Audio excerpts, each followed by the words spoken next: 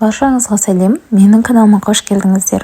Мен сіздерге бүгін шашты үй жағдайында қалай теп-тегіс жылтыр етуге болатынын айтатын боламын. Видеоны соңына дейін көріңіздер. Бұл қыз-келіншектердің арасында кеңінен танылған маска түрі. Бірақ соның өзін жасауға ерінеміз, немесе уақытқа асырып таси саламыз. Солай болса да шаш күтімі үшін қымбат косметикалық өнімдерден ақша аямайтын арулар көп.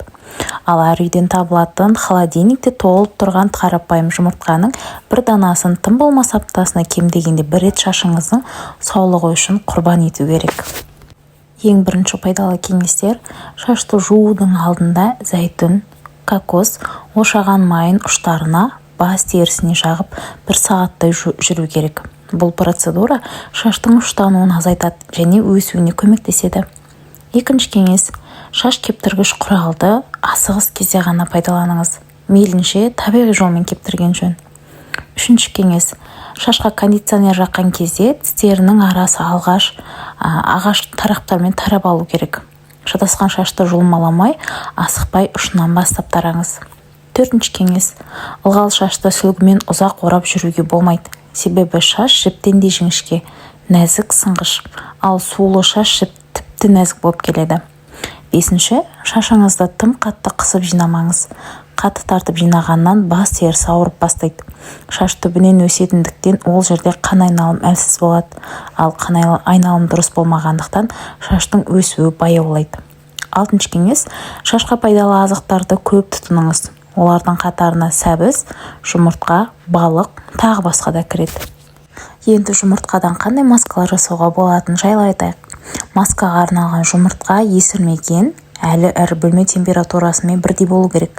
Шаш үшін қолданылатын кез келген маска құрғақ шашқа жағылып, сабынсыз, жылы сумен жуылуы керек. Бірақ масканы жуып тастағаннан соң, артынан шашқа арналған кондиционерді қолдануға тырысыңыз. Шашты нәрлендіру үшін: шашты нәрлендіру әрі жұмсарту үшін жұмыртқаның ақуызынан жасалған маска пайдалы. Ол үшін бір дана жұмыртқаның ақуызын бөліп алыңыз да 3 ас қасық қаймақ пен 1 шай қасық зәйтүн майын қосып араластырыңыз. Қоспаларды жақсылап араластырып, қоймалжың қалыпқа келтіріңіз. Шашыңыздың ұзындығы бойынша жағып шығыңыз. 30 минут өткеннен кейін шаштың түбіне жеткізе жағыңыз. Әбден сіңуі үшін полиэтилен қапақ киіңіз. Басты жылы сумен шайып тастаңыз. Шашты жылтырату үшін жұмыртқа мен лимон шырынан жасалған масканы пайдаланып көріңіз.